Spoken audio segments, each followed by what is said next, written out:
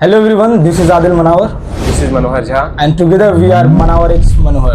तो social media में बहुत कुछ चल रहा था, तो कभी यार समझ में नहीं आता कौन सही है।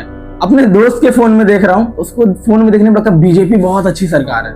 दूसरे फोन में देखता हूँ तो लगता है कि कांग्रेस बहुत अच्छी सरकार है। सोशल मीडिया पे इतना कुछ चल रहा था और साथ ही यहाँ पे कुछ सीजेपी का एक बढ़ता हुआ एक क्या बोलेंगे उसके मूवमेंट हाँ। दिख रहा था। तो लगा कि एक बार जाके देखना चाहिए वहां पे एक्चुअल में हो क्या रहा है सोशल मीडिया से हट के।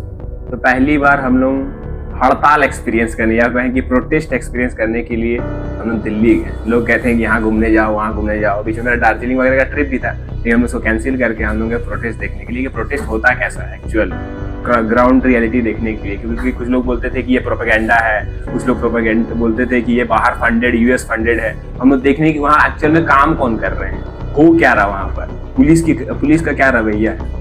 तो फिर इसी तरीके से हम लोग फिर ऐसा प्लान बना फिर हम लोग का। तो हम लोग रात में प्लान अभी बता देंगे तो लास्ट में बताएं। प्लान लास्ट में सर, जब प्लान लास्ट में बताएंगे ताकि आप लोग एक्सक्यूज ना दे पाओ कि आप जैसे हम लोग जा सकते हो वैसे आप भी जा सकते हो। तो हम लोग पहुंचते हैं दिल्ली, ठीक है। उसके बाद हम लोग वहाँ से जो कुछ दोस्त थे हमारे, उनसे मिलने के बाद हम लोग सोचते हैं कि अब हम लोग को जाना है सीजेपी प्रोटेस्ट में। वहाँ हम लोग सोचे थे कि जो सोनम वांगचुक जी हैं उन्होंने एक वीडियो डाला था कि हर लोग आ सकते हैं यहाँ पर सपोर्ट करने के लिए, मेरे साथ कम से कम एक दिन का ही अनशन करने के लिए। तो इस मेंटेलिटी को लेके हम लोग वहाँ पर पहुंचे।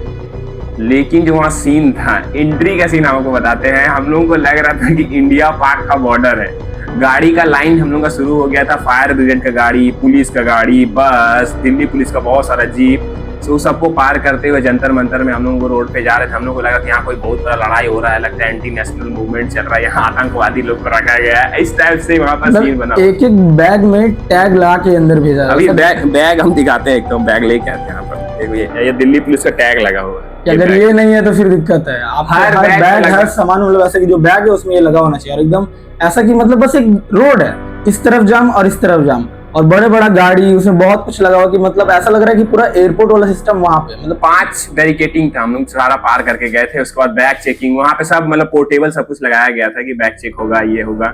कितना बार हम लोग का सिक्योरिटी चेक हो, उसके बाद हम लोग प्रोटेस्ट के अंदर घुसते हैं।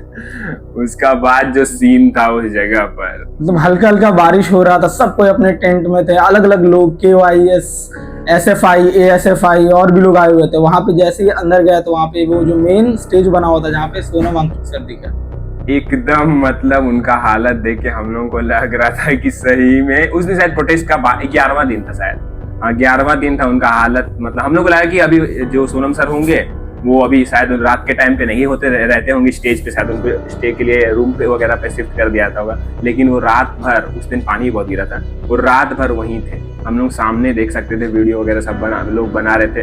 थोड़ा सा हम लोग को जू का जैसा भी लग रहा था कि सोनम सर बैरिकेडिंग घुस पा रहे हैं, लोग फोटो वीडियो ले रहे हैं। वहाँ पे हम लोग बहुत लोग से मिले। आंटी जो रोज आती है वहाँ पे, हरियाणा से बहुत लोग वहाँ पे आते हैं लगातार, कोई झाड़ू मारने के लिए, कोई खाना देने के लिए, कोई पानी देने के लिए, ऐसे। और थोड़ी देर में ही मतलब वहाँ पे अभिजीत दीपके जी भी आते हैं। और मतलब ऐसा ऐसा नहीं है कि वो कोई सेलिब्रिटी आप किसी से मिलते नहीं, हर टेंट में जाके हर लोग से सबसे बात करते। इवन हम लोग आए थे न्यू हम लोग से भी मिले, वो पूरा मतलब पास में हम लोग बात कर सकते थे उनसे आराम से। तो ऊपर से हम लोग को लगा कि फिर सब कोई शायद ना, इतने दिन से प्रोटेस्ट चल रहा है तो शायद लोग फ्रस्ट्रेट हो गए होंगे कि अरे कौन आ गया यार, ये लोग आके ऐसे परेशान करते रहते हैं, ऐसा करेंगे। लेकिन वैसा नहीं था, एकदम नहीं था। हम लोग टेंट में, हम लोग के पास बहुत सारा बैग वगैरह थे। हम लोग सोचे कि पानी भी शुरू हो गया तो हम लोग कहाँ रखना चाहिए बैग को। तो हम लोग वहाँ पे नॉर्मल टेंट, जहाँ पे सबकी हालत खराब थी, लगभग वहाँ पे 4 लोग प्रोटेस्ट कर रहे थे। 4 लोग कम से कम 3-4 दिन से। एक तो बहादुर जी, इनके बारे में आगे बताएंगे, बहादुर जी थे, जसवीर जी थे, दीपक जी थे, इन लोग सब वहीं पर थे।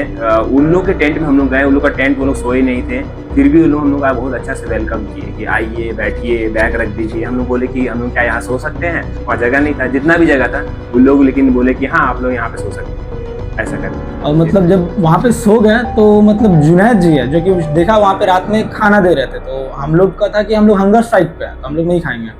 लेकिन उसके बाद भी जब सब सो रहे थे तो उस टाइम जुनैद जी आके वहाँ पे फ्रूट्स बांट रहे थे। मतलब मेरे को आम ऑफर किया था, फिर उनको बताया कि नहीं मैं भी हंगर स्ट्राइक पे हूँ।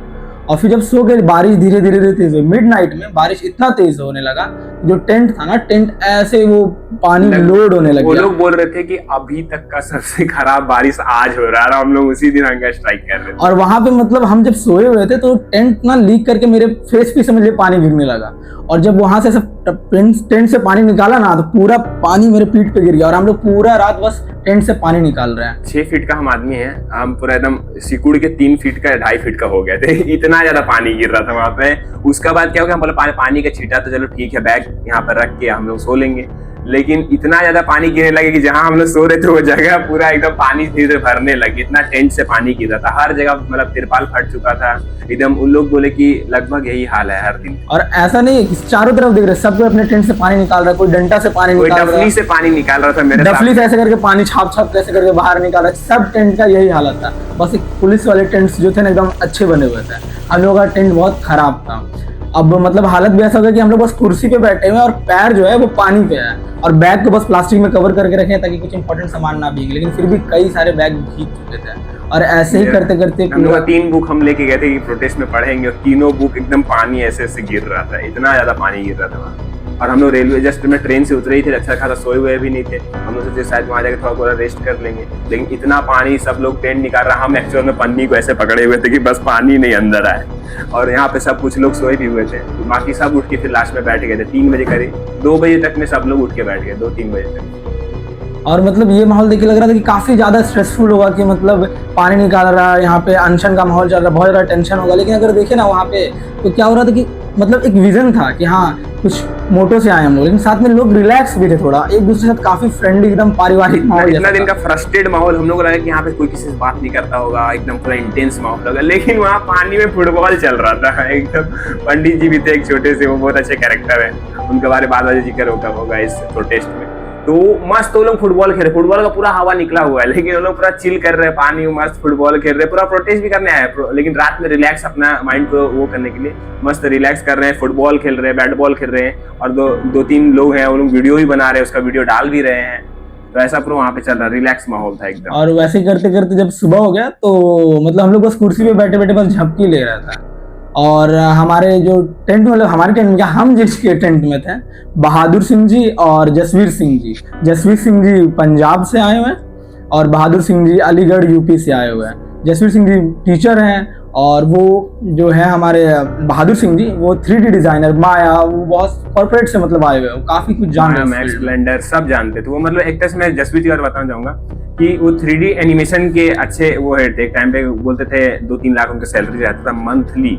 इतना कमाने के बाद फिर भी वो समाज सेवा में घुसे और सारा अपना नौकरी वगैरह छोड़ के और वो वहां पर प्रोटेस्ट कर रहे थे। और नौकरी वगैरह वो पूरी तरीके से, मतलब ऐसा नहीं कि मैं नौकरी छोड़ के आया हूँ कुछ दिन छुट्टी लेके तो चल जाऊंगा वेकेशन मनाने, उस टाइप से नहीं, नौकरी ही छोड़ दिए और वो अब समाज सेवा में ही पूरी तरीके से लग चुके हैं। एकदम का हालत बहुत पतला, मतलब एक तरह से शरीर में मांस नहीं, इस टाइप से हो गया था, इतना ज्यादा। 9 दिन हो चुका था उनको बिना कुछ खाए हुए। वो लोग बस पानी और ORS सॉल्ट जो बोलते हैं, हाँ, तो वो बस उतना ही ले रहे थे वो लोग सुबह से और कुछ नहीं लेते थे। उनका मेडिकल बहुत होता था। और इनका क्लिप मतलब ऐड कर देंगे हम इस वीडियो में। हंगर स्ट्राइक आज हमारा 7वां दिन। तो आप लोग कितने तारीख को आए थे? मैं कहाँ से आए आप लोग? मेरा नाम जसवीर सिंह है और मैं पंजाब से हूँ। और जैसे मुझे मालूम हुआ यहाँ पे स्टूडेंट स्ट्राइक कर रहे हैं और आंदोलन कर रहे हैं, लड़ रहे हैं सरकार के खिलाफ, जैसे 21 बच्चों ने सुसाइड कर दिया, तो उसको देखते हुए मुझे लगा कि इसका हिस्सा बनना चाहिए और उनको सहयोग देना चाहिए। जैसे सोनम सर वहाँ पे भूख हड़ताल पर बैठे काफ़ी दिन से, तो मुझे भी लगा, तो सहयोग के तरफ से हम यहाँ पे आए थे। कैसा पहला दिन जब आप कर रहे थे? पहले दिन तो थोड़ा मुश्किल लगा, तो भूख लगती थी, तो जैसे जैसे भूख दिन बढ़ते गए तो ऐसा लग रहा है शरीर को उस तरफ से ढल गया है। अब भूख नहीं लग रही है। आज जैसे अब हमारा 7वां दिन है, आज भी ऐसा लग रहा है अभी कोई भूख नहीं है, लेकिन शरीर में वजन जा रहा है। हाँ, शरीर में वजन जा रहा है और थोड़ा थकावट भी महसूस होती है, ऐसा है। बताइए भैया आप अपना एक्सपीरियंस कैसा रहा आपका यहाँ 7 दिन? हमारा नाम बहादुर सिंह है और हम अलीगढ़ यूपी से हैं। और सोनम वांगचुक सर जो है अनशन पर बैठे और छात्रों के हक अधिकार के लिए उन्होंने ये डिसीजन लिया। भारत में जो भ्रष्टाचार चल रहा है हम उसके खिलाफ हैं, बाकी हम किसी धर्म या किसी जाति के खिलाफ हम नहीं हैं। और पहले दिन जब हम आप यहाँ पे आए थे तो थोड़ा सा मतलब एडजस्ट करने में दिक्कत हुई, क्योंकि जब इंसान एसी का रूम छोड़ के आता है और बेड और गद्दा छोड़ के आता है और एकदम से अगर वो रोड पे आके सोने लगे तो थोड़ा टफ होता है। एक दिन हमें ऐसा महसूस हुआ, थोड़ा टफ लगा, और एक दिन के बाद कंफर्ट हो गया है। अभी हमें कोई समस्या नहीं है, अब हम सालों साल यहाँ रुक सकते हैं, कोई दिक्कत नहीं है। और अगर ज़रूरत पड़ी तो साल नहीं, हम 10 साल भी रुकने के लिए तैयार हैं, हमें कोई दिक्कत नहीं है। खूब बढ़िया है, टेंट बन गया है, नीचे हमारे बेड गद्दे पड़े हैं, बहुत सारे भाई हैं जो उतना प्यार दे रहे हैं, किसी भी तरह की कोई समस्या नहीं होने वाली है। कुल मिला के आप एक चीज़ समझिए, अब हम जब सुधार करके ही मानेंगे तभी हम हट्टी से हटेंगे, अन्यथा नहीं हटेंगे। या तो हमारे हक अधिकार मिलेंगे, नहीं तो हम लड़ते रहेंगे। Thank you so much. धन्यवाद। कि वहाँ पर कैसे कैसे क्या होता था। वहाँ पे 2 टाइम चेकअप होता है, मतलब मेडिकल। अगर आप हंगर स्ट्राइक कर रहे हो तो आपका सुबह चेकअप होगा, आपका फिर शाम को भी एक बार चेकअप होगा, कि वो लोग मॉनिटर करते हैं कि कोई अगर खतरे से अगर बाहर या खतरे के बाहर है तो उन लोग को जल्दी ही मतलब रेस्क्यू कर लिया जाए, वापस से हॉस्पिटल भेजा जाए। नहीं तो लोग वहाँ पर अगर मर जाएंगे तो ये बड़ा टॉपिक हो जाएगा। इसी के लिए दिल्ली पुलिस वहाँ बहुत ज़्यादा कंट्रोल रखती है, और एनी टाइम आप दिल्ली पुलिस के कैमरे में रहोगे। लगभग हर जगह दिल्ली पुलिस का कैमरा लगा है। और सुबह सुबह सर बाथरूम का सीन वहाँ बाथरूम का बहुत ज्यादा ही हैवी सीन था। वहाँ मतलब टैंकर लगाया हुआ था, अच्छा खासा मतलब पहुंचे हुए लोग वहाँ पर हैं, लेकिन लगभग सब लोग टैंकर से डब्बे में पानी लेके। मैं गया था बाथरूम तो वहाँ पानी वानी नहीं था। फिर मैं आके पूछा प्रोटेस्टर्स से कि कैसे वो लोग जाते हैं बाथरूम। उन्होंने बताया कि वो सामने में टैंकर है, वहाँ डब्बे से पानी लो, उसके बाद जाओ बाथरूम। वहाँ का हालत बाथरूम का इतना खराब, इतना ज्यादा खराब कि मतलब सरकार चाहती है कि लोग भाग जाए वहाँ से, ऐसा वहाँ पर हालत है। बेसिक नीड्स नहीं है, खाना अंदर ले जाने के लिए आपको इतना गिजीज करना पड़ेगा। तिरपाल वाला भी हम लोग बताएंगे कि एक्चुअली हुआ क्या था। फोन चार्ज कैसे किया? फोन चार्ज में बाथरूम में खड़ा रह के, वो पेशाब वाले वो एक जगह होता है वहाँ पर टॉयलेट का जगह, उसके बगल में खड़ा रह के सब बोले इतना स्मेल कर रहे हैं, यहाँ क्यों खड़ा? बोले बस एक पॉइंट है चार्ज करने का, इसीलिए हम यहाँ रह सकते। वहाँ बहुत सारे पुलिस भी आ रहे थे, मेरे को देख रहे थे, मेरे से बात भी कर रहे थे। मैं एक होर्डिंग लगाया हुआ था, सेव लद्दाख सेव हिमालय गो प्रधान गो का एक लगाया हुआ, तो लोग आके पढ़ते थे उसको। मैं से पूछते थे आप लद्दाख से हो? नहीं, लद्दाख से नहीं, हम झारखंड से। तो ऐसा करके वहाँ लगभग हर लोग ही मैं से पूछे थे, और दोनों फोन हम लोग चार्ज करके तब लाए थे वहाँ बाथरूम के अंदर से। और मतलब जब सुबह हुआ तो अभिजीत दीपकी भी जी आ रहे थे, मतलब हर टेंट में वो जा के पूछ रहे थे। और जो हमारे टेंट में आए तो मतलब देखिए, हम लोग तो जो लोग थे वो रात भर पानी निकालते रहे, ये इतना पानी हो रहा कि सो ही नहीं पा रहे थे। लेकिन हमारे साथ एक और लोग एक थे बंदे जो कि 3 दिन से नहीं सोए थे। अब 3 दिन से नहीं सोने के कारण वो नींद से इतना डिप्राइव हो गया था, इतना ज्यादा नींद आ रहा था। वो रेनकोट पहन के उस बारिश में, मतलब तकिया पे प्लास्टिक चढ़ा दिया, रेनकोट पहन के उस बारिश में कि पानी पड़ रहा है, वो सोए हुए। उनको तो आपने देखा होगा। उनका वीडियो हम लोग लगाएंगे, आप लोग देखेंगे, वो बहुत ज्यादा वायरल भी हुए हैं, क्योंकि वो पूरा प्लास्टिक लिटरली पानी गिर रहा है। हम लोग पानी टेंट से निकालते तो उनका बगल में ही पानी गिरता था, लेकिन वो प्लास्टिक पूरा पहन के, एक स्लीप बैग जैसा प्लास्टिक पहन के सोया। इतना नींद का कमी, मतलब इतना दिन से वो नहीं सोए। और ये सब देख के मतलब अभिजीत जी भी सोच रहे थे कि टेंट वेंट का इंतजाम किया जाए। और इसी बीच मतलब एक लेडी भी आई, जिनके बारे में मैं आपको आगे बताऊंगा। हाँ, तो जब वो लेडी आई थी तब मैं फोन चार्ज कर रहा था, तो 2 घंटे करीब मैं बाथरूम में खड़ा था। 2 घंटे खड़ा था मैं बाथरूम में, वो पूरा स्मेल करता, वो बाथरूम कुछ साफ नहीं वैसी। तो वहाँ पर हम खड़े थे, फोन चार्ज कर रहे थे, और इधर अभिजीत दीपकी जी सबको देख रहे थे कि टेंट का क्या हालत है। लिटरली टेंट का हालत बहुत ज्यादा खराब हो चुका था, सारा तिरपाल फट गया था, पानी सीधा हम लोग के ऊपर आ रहा था, ऐसा हो गया था सीन। तो उसके लिए अभिजीत दीपकी जी फिर कुछ देर के बाद अभिजीत दीपकी जी नहीं दिख रहे थे, तो हम लोगों को लगा कि कहाँ गए, नहीं गए। फिर कुछ देर बाद पता चला कि वो तिरपाल लाने गए थे, और तिरपाल अंदर नहीं लाने दिया जा रहा था। मतलब पुलिस लिटरली, मतलब बेसिक नीड कहते हैं ना कि रोटी कपड़ा मकान, तो मकान तक जो कहते हैं वहाँ की तिरपाल लगा के हम लोग को रहने दो। हम लोगों का अपना तिरपाल जो कि हम लोग लेके आए थे, हम लोग को अंदर लाने थे, क्योंकि बारिश में पिछली रात हम लोग भीग चुके थे। तो इस रात की हम लोग तैयारी कर रहे थे कि इस रात वैसे ही बारिश होगा तो कम से कम तिरपाल रहेगा तो हम लोग बच जाएंगे। लेकिन दिल्ली पुलिस वहां पर उसको भी रोक रही थी। मैं दिल्ली पुलिस का वो नाम नहीं लगाना चाहूंगा, जो उनको ऊपर से ऑर्डर आता है तो वो ऐसा ही करते थे। फिर हम लोग को बुलाने आया गया, हम लोग को टेंट में सब जगह सब अभिजीत दीपकी जी भी आए कि पुलिस तिरपाल अंदर लाने नहीं दे रही। मैं कहा था ना कि ये 7-8 बैरिकेडिंग का बाद वहां पर है वो बोला तिरपाल वाला, मतलब उसके बाद चेकिंग के बाद आता है आदमी अंदर। तो बेसिक नीड के लिए वहां रोका जा रहा था, तिरपाल नहीं लिया जा रहा था, तिरपाल नहीं लेके जाने दिया था। बेसिक नीड खाना वगैरह लाने के लिए आपको बहुत ज्यादा गिचगिच करना पड़ता था पुलिस से। तो ये सब चल रहा था। फिर हम लोग को टेंट में दीपके जी आते हैं, बोलते हैं कि तिरपाल पुलिस अंदर नहीं आने दे रही है, हम लोग को बाहर चलना होगा, लेके आना होगा तिरपाल। फिर हम लोग बाहर जाने लगे, वहाँ उस टाइम में पुलिस रोकने लगी कि इतना सारे लोग को मैं बाहर जाने नहीं दूंगा, ये वो। फिर हम लोग कितना लड़ाई झगड़ा करके एक साथ सब लोग ही बाहर निकल गए और बस जाके वहाँ तिरपाल बिछा, मैं बाहर निकला, एकदम तिरपाल बिछा हुआ है, आई होगी नहीं, दिल्ली पुलिस का कैमरा था, क्योंकि हर लोग को मॉनिटर किया जा रहा था कौन मतलब न्यूज में लगा हो। तो वो लोग शायद प्राइवेट सेक्टर के लोग होंगे जो यहाँ का न्यूज बेचते हैं उधर, तो वो लोग सब आए हुए थे वहाँ पर, बहुत लोग इंटरव्यू वगैरह भी ले रहे थे और लोग बाहर से ही रिकॉर्ड कर रहे थे। और अभिजीत जी क्या एक्सपीरियंस बता रहे थे कि उनके साथ क्या क्या हो रहा था? वो आदमी के साथ जो हो रहा है ना बहुत ज्यादा खराब हो रहा है। मतलब लिटरली वो वहाँ से कपड़े चेंज करने के लिए, मतलब रात भर जो भींगे हुए थे, तो उसके बाद अपने कपड़े चेंज करने अपने दोस्त की कॉलोनी में गए। दोस्त की कॉलोनी में गए, दोस्त की कॉलोनी का हर रूम ठक ठकाया कि अभिजीत आपके पास आएंगे, अभिजीत आपके पास आएंगे। लिटरली ऊपर से ये ऑर्डर आया, पूरा कॉलोनी का पेपर्स, जो कॉलोनी का मालिक है उसको बिल्डिंग, हाँ पूरा बिल्डिंग चेकिंग हुआ। दिल्ली पुलिस वहाँ पहुंची, पूरा बिल्डिंग चेकिंग हुआ। पुलिस वाले मतलब दिल्ली पुलिस का तो नहीं है, ऊपर से ही ऑर्डर था, लेकिन वो लोग एकदम से मतलब उनका जीना एक तरह से आराम करना चाहते हैं। वहां से फिर एक तरह से सबका डोर नॉक किया गया कि कहाँ है अभिजीत, अभिजीत कहाँ है। उसके बाद फिर एक और कांड बता रहे थे वहां पर, तो वो हुआ ही, आपको निकालो, आपके पास है तो आपको उनको बाहर निकालो। एयरबीएनबी एक बार वो बुक किए थे, एक बार आए थे जब, तो एयरबीएनबी वो बुक किए थे, तो एयरबीएनबी में वो रह रहे थे, अचानक उनको कॉल आता है एयरबीएनबी के मालिक को कि आपके पास अभिजीत है क्या, ठीक है। उसके बाद बोले कि आपका पेपर चेक, मतलब मालिक का वो एयरबीएनबी इतने दिन से चल रहा था, उसका पेपर चेक कराना वहाँ तुरंत से वो लोग लगा दिए एकदम अभिजीत की जी, क्योंकि वहाँ पे है उनको अभी। तो फिर वो मालिक जो थे वो कॉल करते अभिजीत जी को, अभिजीत जी मैं चाहता नहीं आप लोग, आपको ये बोलना है, पर हम लोग को ऐसा ऊपर से ही ऐसा ये है कि आपको मतलब रूम छोड़ना होगा। लिटरली ये सब हुआ है उनके साथ। मतलब एक तरह से पूरा लगाया गया कि कुछ भी करके बंद कराया जाए, प्रोटेस्ट बंद हो बस।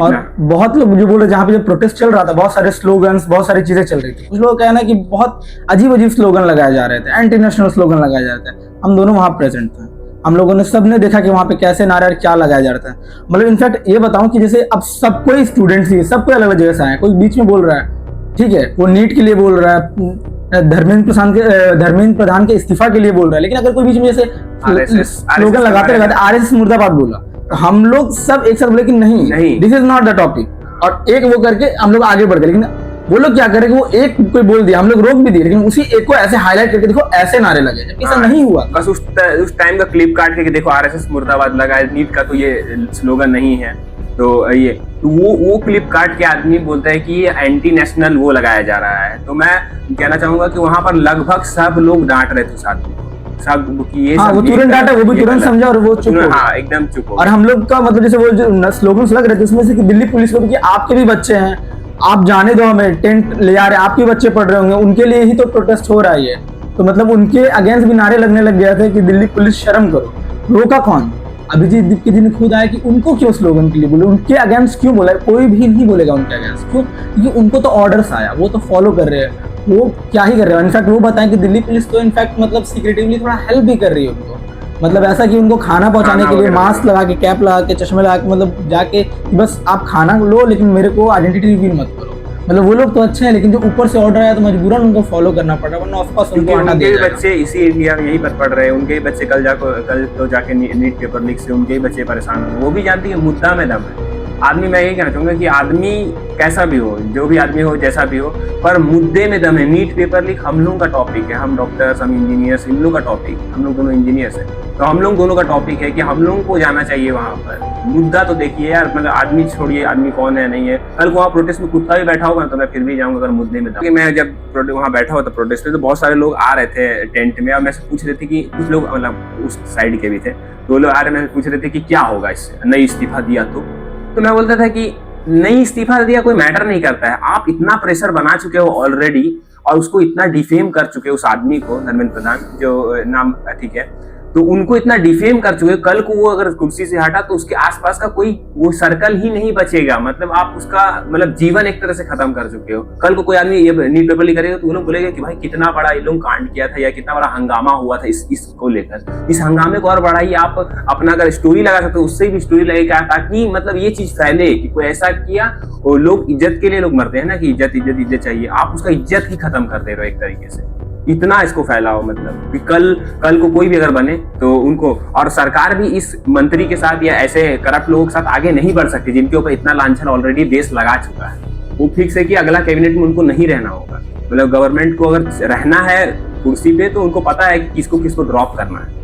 तो आपको चाहिए कि आप एकदम डिफेम का प्रेशर बनाए, जो भी आप कर सकते हो करें, जरूरी है। और एक छोटा सा एक्सपीरियंस मैं बताना चाहूँगा। जैसे मैंने भी एग्जाम दिया, तो एग्जाम का एक विंडो होता है फॉर्म भरने का, हफ्ते दिन 10 दिन तक आप भर सकते हैं। जब मैंने फॉर्म भरा तो फॉर्म की फीस 3-3.5 हज़ार रुपये थी, तो मैंने दिया। अब क्या हुआ कि मेरा जो ट्रांजैक्शन था वो पेंडिंग दिखा रहा है, जबकि मेरा पेमेंट जा चुका है। 1 दिन 2 दिन मेरे दोस्तों से पूछा मैंने, तो उनका बोला कि 1-2 दिन में हो गया था। 3-4 दिन वेट करने के बाद लास्ट का 2 दिन बचा हुआ था। अब मेरा ट्रांजैक्शन फिर भी पेंडिंग बता रहा है, बहुत ईमेल्स किए, बहुत कुछ किया, नहीं हुआ। दोबारा पेमेंट किया, दोबारा जब मुश्किल से करके किया तो हुआ। शायद 3-3.5 हज़ार रुपये मैं अफोर्ड कर सकता था, लेकिन वही एग्जाम कोई गरीब का बच्चा कोई ऐसा कर रहा होगा तो उसके लिए नहीं था वो 3-3.5 हज़ार एक दिन में जमा करना। हो सकता है वो दे भी ना पाए, उसके लिए वो एग्जाम छूट गया। क्यों? क्योंकि बस पैसे कट गया और हुआ नहीं ट्रांजैक्शन, पैसा भी गया, एग्जाम भी नहीं देने मिला।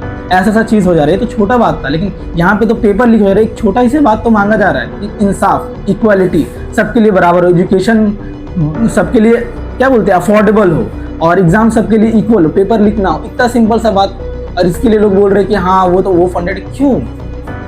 और वैसे ही फिर वो मैम जो मिलने आई थी इनसे, फिर मैम के बारे में हाँ, तो अगर वहाँ पे बताऊँ कि प्रोटेस्ट में मतलब बहुत लोग सोचते हैं कि अरे यार बेरोजगार है, कुछ काम कर ले, नहीं आता जाता वहाँ जाके बैठ रहा है। वहाँ पे हर एज ग्रुप के लोग, मतलब छोटा बच्चा से लेके बड़े बूढ़े तक वहाँ पे आए हुए थे, और अलग अलग टाइप के लोग। मतलब ऐसा क्या ही बताएं आपको। मतलब जैसे एक लेडी के बारे में आपको बताऊँ कि सब लोग जैसे आ रहे थे, इंटरव्यू ले रहे थे, हमारे बारे में पूछ रहे, तो वो आई, तो उनका नाम जैसे सुप्रिया जी, तो उन्होंने, सुप्रिया राज जी, तो उन्होंने मुझसे भी बात किया। और जब मैंने उनसे उनका परिचय पूछा तो उन्होंने कहा कि हाँ मैं महाराष्ट्र से आई हूँ। तो मतलब हम लोगों ने उनको बिठाया, उनसे बात किया कि आप भी मतलब सिस्टम के खिलाफ लड़ने आए हैं, ऐसा करने। मैं लड़ने नहीं आई हूँ, मैं देखने आई हूँ। और वो बिल्कुल साधारण सी वेशभूषा, कुछ ऐसा नहीं, एकदम नॉर्मल सा ऐसे। तो बताइए, तो अच्छा तो सिस्टम के खिलाफ तो आप आवाज़ नहीं उठा रहे? बोले कि नहीं, मैंने सिस्टम को पहले ही देख के अपना हाथ सिस्टम से हटा लिया है कि मैं इस सिस्टम के भरोसे नहीं बैठ सकती। मैंने होम स्कूलिंग, मतलब होम स्कूलिंग मतलब क्या? तो उन्होंने बताया, मतलब मैं जान रहा हूँ, मैंने उनसे पूछा क्या आपने किया ऐसा, तो बताया कि उनकी बड़ी बेटी मालविका जी, तो वो जब वो 7th में थी तो उनको स्कूल से ड्रॉप आउट कर दिया था, और वो उसकी होम स्कूलिंग चालू कर दी थी। खुद मतलब जो मिडिल क्लास फैमिली जो थोड़ा बहुत कमाती थी, वो सब कुछ अपनी बेटी पे इन्वेस्ट कर रही थी, और उनके हस्बैंड काम कर रहे थे। तो अब वो इन्वेस्ट करते करते फिर मैंने पूछा कि डिग्री नहीं मिल रही, 10th नहीं, 12th नहीं, बीटेक नहीं, या कुछ भी और, नीट एमबीबीएस जो भी है, कुछ नहीं, बिना कोई एग्जाम क्रैक किए कैसे कुछ भी ऐसा कर सकता? आगे तो बहुत इनसिक्योर लगता हो आपको, डर लगता हो आगे, पढ़ रहे हैं ठीक है, लाइफ है, लेकिन आगे क्या? उन्होंने कहा कि नहीं ऐसा कुछ नहीं था, मैंने अपनी बेटी को आज़ाद छोड़ दिया कि तुम्हें जो अच्छा लगे, तो जैसे कुछ सीखना हो पढ़ना हो तो कर सकते हो। तो जैसे उसने इंटरेस्ट दिखाया कश्मीर के बारे में जानने के लिए, तो हम लोग मतलब बस किसी तरह कश्मीर गए, वहाँ पे रुके, देखा, जाना। उन्होंने बताया कि वो वहाँ पे बहुत कुछ सीखे। इनफैक्ट तो वहाँ पे उन्होंने डॉक्यूमेंट्री भी रिकॉर्ड की, मतलब उन्होंने खुद बताया कि वहाँ पे ऐसा ऐसा क्लिप्स, ऐसे ऐसे चीज़ें हैं कि मतलब जो कि रिवील हो जाए तो मतलब रिपोर्टर्स भी रिकॉर्ड नहीं करते, वैसा वैसा चीज़ था। और मतलब टेररिस्ट लोग से भी बात की गई थी उस क्लिप में। उन्होंने खुद वो बोल रहे थे कि टेररिस्ट भी कह रहे थे कि कर दो रिलीज, मुझे फ़र्क नहीं पड़ता, मतलब ऐसा। और वो क्लिप्स ऐसे थे कि बहुत सारे जो फिल्म मेकर या मूवी वाले लोग हैं उनसे वो लेना चाह रहे थे पैसे के लिए, लेकिन वो नहीं दिया उन्होंने, कि बोल दिया था कि हाँ नहीं देंगे इस क्लिप्स, कि वो खुद के लिए था। अब वो जब कश्मीर से इतना कुछ सीख के वापस महाराष्ट्र लौटे, जो सुप्रिया जी थी, तो उन्होंने कहा कि जिस चीज़ को सीखने के लिए हम आगे बढ़े, लेकिन मेरे मन में कुछ और सवाल बन गए और कुछ जानना था, वो अकेले ही निकली। और उन्होंने बताया कि उतना कुछ सोचा नहीं, क्योंकि बाकी लोग नहीं जा रहे, तो वो अकेले ही चली गई। वो देखा, कुछ सीखा, सिर्फ 5,000 रुपये लेके निकले थे वो कैसे भी, मतलब बस एक था, हम बोले कि आप 5,000 लेके निकल रहे हैं कश्मीर, ना कुछ पता, अकेले कैसे? तो उन्होंने बताया कि आप जब हंगर स्ट्राइक में आए तो सोचे थे क्या कि आपको टेंट में रहने मिल जाएगा, आपको ये लोग सपोर्ट के लिए मिल जाएंगे, आपको खाना मिल रहा होगा, जो जुनैद जी 3 टाइम 4 टाइम करके सबको खिला रहे हैं, आपको जो भी एक हार्मनी मिलेगा, नहीं ना सोचा था। बस एक था कि हमको एक मोटो है, उसके लिए आप आए, बाकी अपने आप होता क्या। उसी तरह मुझे बस जानना था, मैं गई और धीरे धीरे होता गया। और वो सारा चीज़ था डॉक्यूमेंट्री। उन्होंने कहा कि मैंने लिखा एक बुक, और वो बुक मतलब उनसे मिल के लिखा, ये बुक है काश्मीरियत, मराठी में है ये बुक। इस बुक की भी थोड़ा और बताऊंगा मैं। तो उन्होंने पहले बताया कि ठीक है। अब उनकी पहली बेटी के बारे में, मतलब एक आदमी जाता है कश्मीर, उसका बेटी को मन करता है कि हम कश्मीर के बारे में मतलब हम पढ़ना चाहते हैं, और आप सोचो कि मतलब उसका मम्मी बोली हाँ ठीक है, पढ़ने से अच्छा है कि मैं चलो दिखाती हूँ ग्राउंड रियलिटी क्या है। और फिर लोग आते हैं, वो लोग एक बुक ही लिख देते हैं, पूरा का पूरा बुक ही छाप देते हैं, मतलब मराठी में। मतलब एक अलग लेवल का एकदम वहाँ पे चल रहा था। और उनकी बेटी के बारे में कुछ की, हाँ तो उनका बेटी के बारे की अब उनका क्या, मतलब 7th 10th 12th आप क्या करेंगे, वो ना कोई डिग्री है ना कुछ। बोलता कि नहीं उन्होंने अच्छा किया कि वो आपने सुना होगा वो, उन्होंने मुझसे ऐसा कहा कि आपने सुना होगा वो कॉलेज में मैसाचुसेट्स इंस्टीट्यूट ऑफ टेक्नोलॉजी, वहाँ से ऑफर आया हुआ। और वो वैसी लड़की जो जहाँ इस सिस्टम का ठुकराया हुआ MIT गई हुई है।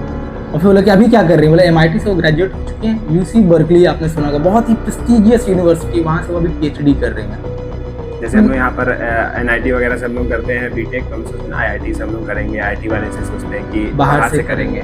जो MIT से करते हैं तो उन लोग UC बर्कली जाते हैं।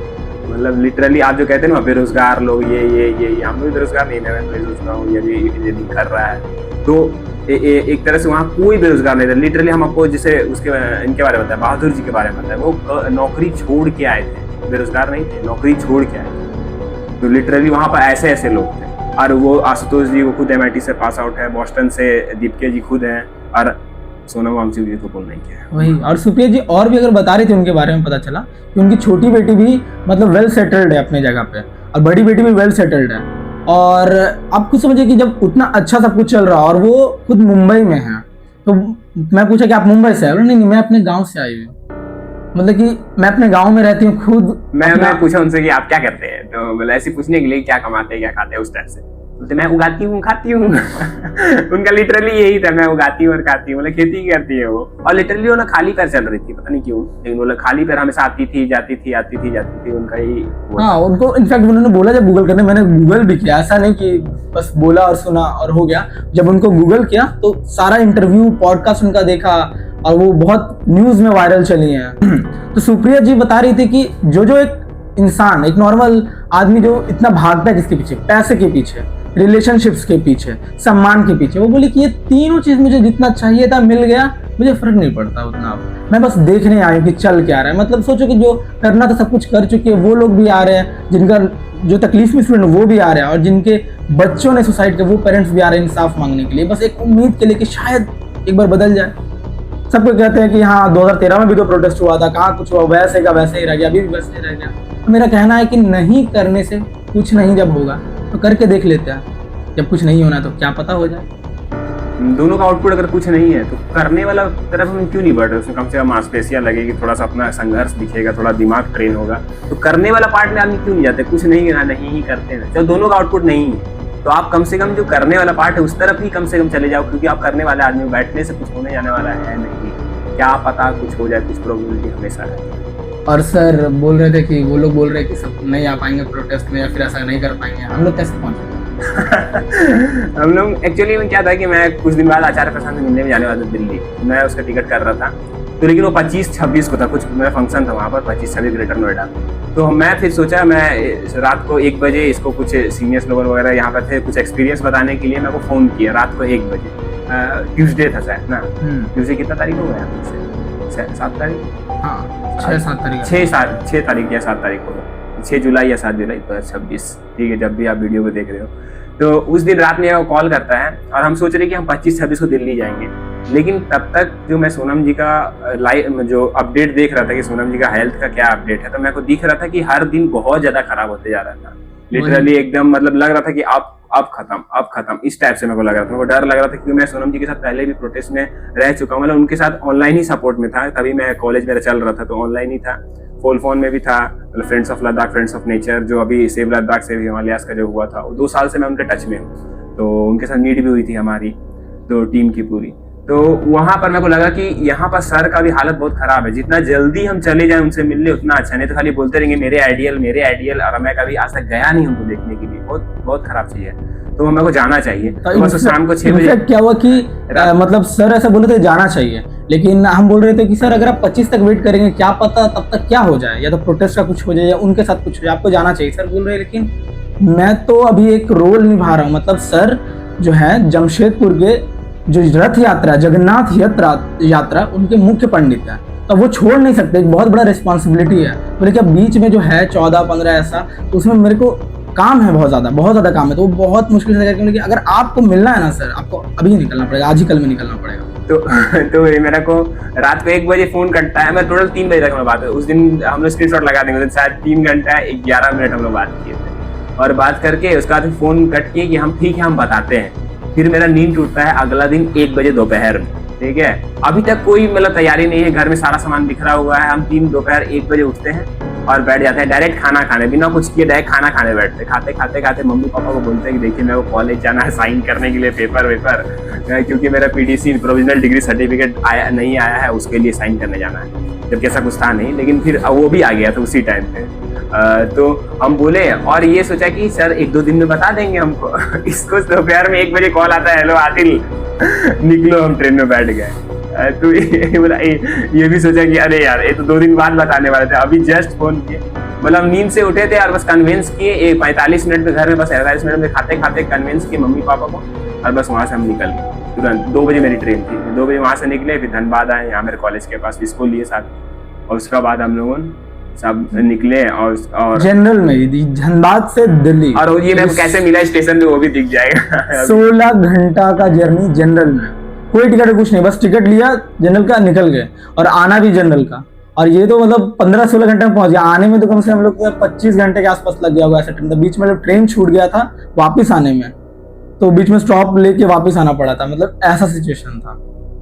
तो जनरल का थोड़ा मोड़ा टिप्स विस पे होता है, वो अलग क्लिप में बता देंगे हम लोग कि जनरल में कैसे जाया जाता है, क्योंकि 100+ मैं जनरल ट्रेवल कर चुका हूँ, तो मतलब पूरा पता है ये कैसे कैसे जाना होता है। तो हम लोग गए थे, ये थोड़ा टेंशन ले रहा था कि सर जनरल में खड़े खड़े हम दिल्ली 4 बार गए, हम इस बार खड़े खड़े नहीं जाएगा, चलो एक बार मेरे साथ। तो वहाँ जनरल में हम लोग वहाँ पर गए, तो एक ऐसे मतलब इस तरह के ऐसे कि आप बोलते हो आप नहीं आ पाओगे, ये नहीं आ पाएंगे, वो नहीं, मेरा एक्चुअली 14 को मेरे को घर जाना है, मतलब 14 को एनी हाउ मुझे प्रेजेंट रहना है। और अभी सर जो पहने हुए हैं, अभी सर को बस अभी निकलना है, ये वीडियो रिकॉर्ड होगा और सर अभी निकल जाएंगे, अर्जेंटली रिकॉर्ड हो रहा है ये वीडियो। बस तो इस तरीके से एकदम आपको अगर जाना है, आपके अगर आइडियल है, तो बस बोलते हैं ना कि सब कोई पढ़ने उड़ने का होता है, बहुत सारी चीज करना होता है, लेकिन गर्लफ्रेंड का जो बात करने के लिए समय निकालेंगे पूछना नहीं पड़ता है। अगर आपका सच में गर्लफ्रेंड है वो, या आपका टॉपिक सही में आप उतना प्यार करते हो, आप उसके लिए टाइम निकालोगे। वही, और उसके बाद भी अगर आपको लगता है कि बहुत एक्सट्रीम है, बहुत कुछ नहीं कर सकते हैं, तो आप जहाँ पे हो वहां से आवाज उठाओ, सपोर्ट करो, अवेयरनेस बहुत ज्यादा जरूरी है। अभी भी बहुत लोग ऐसे मिल जाएंगे कि जिनको नहीं पता है, मुझे ऐसे बोल रहे हैं कि वहां तो ऐसा हो रहा है, वो तो ऐसा है,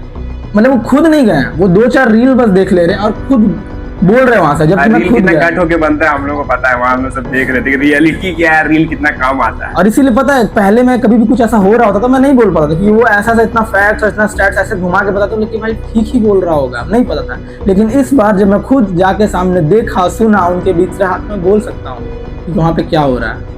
और लिटरल देखो ना यार, तुम बोलते कि मेरे फादर के जनरेशन उतना नहीं समझते, हम बोलते कम से कम अभी तो अवेयरनेस फैलाओ, कम से कम हम लोग सही जनरेशन बने, हम लोगों का दिमाग खुला हो, हम लोग तो सही कर पाए, क्योंकि अगला जो हैंड ओवर होने वाला जनरेशन को हमारे ही हाथ में आने वाला है। अगर हम लोग अवेयर नहीं होंगे, हम लोग सुनेंगे नहीं, तो फिर कौन इसको आगे बोल रहे हैं वो कि नहीं मेरे पापा तो नहीं करते हैं, मेरे मम्मी तो नहीं करती है। अरे पापा मम्मी का अब जनरेशन खत्म होने वाला है, हैंड ओवर करने वाले, आप कमान आपके हाथ में आने वाली है, आपको अवेयर होना होगा, आपको पता चलना चाहिए कि फुटबॉल में क्या चल रहा है अभी हम लोगों के देश में, एक्चुअली इंडियन फुटबॉल का क्या हाल है, जो कि बहुत खराब। रंजीत भैया सर अभी भी इस टाइम पे भी कर रहे हैं कि उनको बनाया जाए कुछ, उसका CJP पे क्या चल रहा है, नीट पेपर लीक में क्या हो रहा है, अभी रेसलर्स के साथ क्या हो रहा है, फार्मर्स के साथ क्या हो रहा है, ढोल का बाढ़ में क्या चल रहा है, आपको राजस्थान में क्या चल रहा है, जल का जो वहाँ पे जो हाईवे निकल रहा है, वो पानी का जो पाइप निकल रहा है, उसके लिए एक पॉइंट नहीं दिया जा रहा है गाँव को, वहाँ पे क्या हो रहा है, झांसी में क्या हो रहा है, आपको पता होना चाहिए, नहीं तो गवर्नमेंट आपको ऐसे ही मतलब बनाते रहेगी, आपका काटते रहेगी। ठीक है, तो आपको पता होना चाहिए, हर चीज पता करिए कि गवर्नमेंट क्या कर रही है, गवर्नमेंट बोल कुछ रही है, रियलिटी कुछ और। आपके पास इंस्टाग्राम आपको पता है, आपके पास ट्विटर है, आप देख सकते हो, देखो उन लोगों को जो चिल्ला रहे हैं, गवर्नमेंट को मत देखो कहाँ कि हम ये गवर्नमेंट हा ये कितना अच्छा कर रही नहीं, जो एक्चुअल में सिंगल हैंडेडली अभी जस्ट भरत तिवारी का कांड हुआ है कुछ दिन पहले ही, तब तो आपको भरत तिवारी कांड पूरे देश को पता कैसे चला कि क्यों हुआ, क्योंकि आपने उसको बात फैलाया, आप स्टोरी लगाया, आपका दोस्त स्टोरी लगाया, उसका स्टोरी धीरे धीरे कम से कम अपना सर्कल 10 लोगों को तो बता सकते हो, 10 लोगों को बताओ अपना स्टोरी से। स्टोरी पे बहुत अच्छा है कि हम भी शेयर कर दें कि हाँ मेरे को आज पढ़ने का मन नहीं कर रहा है, हाँ ये मेरी क्रश है, हाँ ये मेरा सब्जेक्ट है, ये सब शेयर करना बहुत ईजी है, बहुत नॉनसेंस चीज़ है हम लोग पढ़े लिखे आदमी कम से कम हम लोग के लिए। तो आप ये क्यों नहीं शेयर कर सकते हैं कि यहाँ प्रोटेस्ट है, यहाँ पे ये चल रहा है, यहाँ पे ये चल रहा है, यहाँ पे ये चल रहा है। करना चाहिए आपको। आ सकते हो तो एकदम दिल्ली आओ। वैसे 20 जुलाई को अभी वो दिल्ली संसद चलो मार्च है, देखते हैं क्या बात नहीं। तो इसीलिए बहुत लोग बोलते हैं कि अरे मेरे बोलने से क्या होगा, देश थोड़ी बदल जाएगा, दुनिया थोड़ी बदल देंगे। मतलब तुमको सिर्फ एक काम करना है कि अपने पास 4 लोग ठीक करना है, 4 लोग में अवेयरनेस फैलाना है, 4 लोग में बातचीत करना है। वो 4 करके ही क्या बोलते हैं सर, वो 4 एक और एक 11 वाला सीन हो जाता है। वो और लिटरली आप सोचो ना, आप रहते कितने लोग के बीच में, आप हमेशा 4 लोग के बीच ही रहते। ये बात आप बोलते मेरे बोलने से कि 4 लोग तो सुधरेंगे। आपको थोड़ी झांसी का किसान के साथ रहना, आपको थोड़ी पंजाब के वो फार्मर के साथ रहना, आपको थोड़ी जिसका वो उसके साथ रहना, आपको आपका आसपास रहना है। अगर आपका आसपास अवेयर है, आपका आसपास समझता है, तो आपका जीवन अच्छा हो जाएगा, आप अच्छे हो जाओ। बस इतना कम से कम कर दिया तो क्या करें। मतलब वही कि ये पूरा हम लोग का टोटल एक्सपीरियंस था। जैसे कि वो सुप्रिया जी का एक्सपीरियंस था, तो ये हम लोग का एक्सपीरियंस था जो कि हम लोगों को मन किया कि शेयर करें, अपने 4 लोग को बताइए। हमारा फर्ज था कि 4 लोग को बताएं, हम लोगों ने बता दिया, अब आपका फर्ज है। हाँ, तो ये जो पूरा जितना अभी हमने शेयर किया कि सुप्रिया जी, जसवीर जी, बहादुर जी वहाँ पे क्या चल रहा है, दिव्या जी क्या कर रहे हैं, आशुतोष जी क्या कर रहे हैं, वहाँ प्रोटेस्ट में क्या चल रहा है, ये सब हम लोगों का एक्सपीरियंस था कि हम लोग रियलिटी को जितना ज्यादा वे में पहुंचा पाए आप लोग की तरफ। तो हम लोगों का ये एक्सपीरियंस है जो हम लोग शेयर किए। आप भी जाइए, देखिए ग्राउंड रियलिटी, और आप भी बताइए। जैसे हम लोग अपने 4 लोग को सही किया अपने आसपास में बोल के, वैसे आप लोग भी सही करिए। और याद रखिए, मुद्दा जरूरी है, इंसान नहीं।